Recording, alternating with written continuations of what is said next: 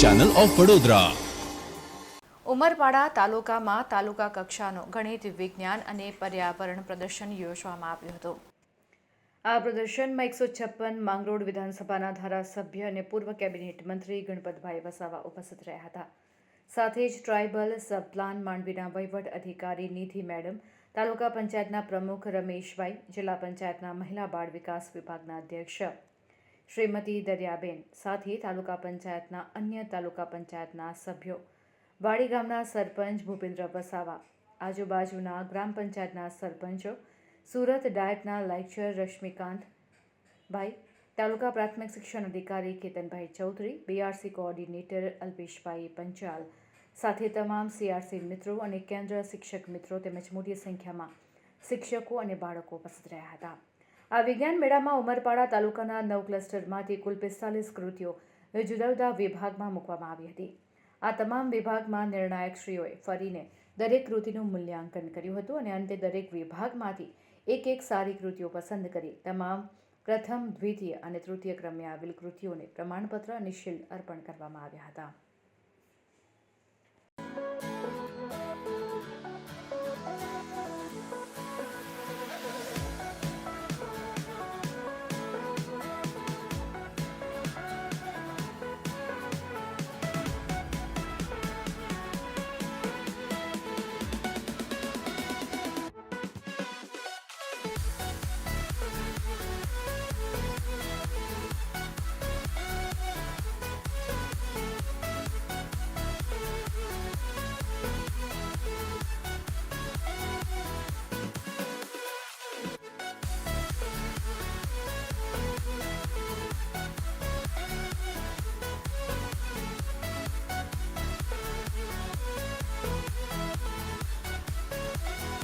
पर्यावरणનું જતન કરવું પડે, કોલસાની બચત કરવી પડે, ગેસની બચત કરવી પડે, પાણીનો આપણે બચત કરવી પડે।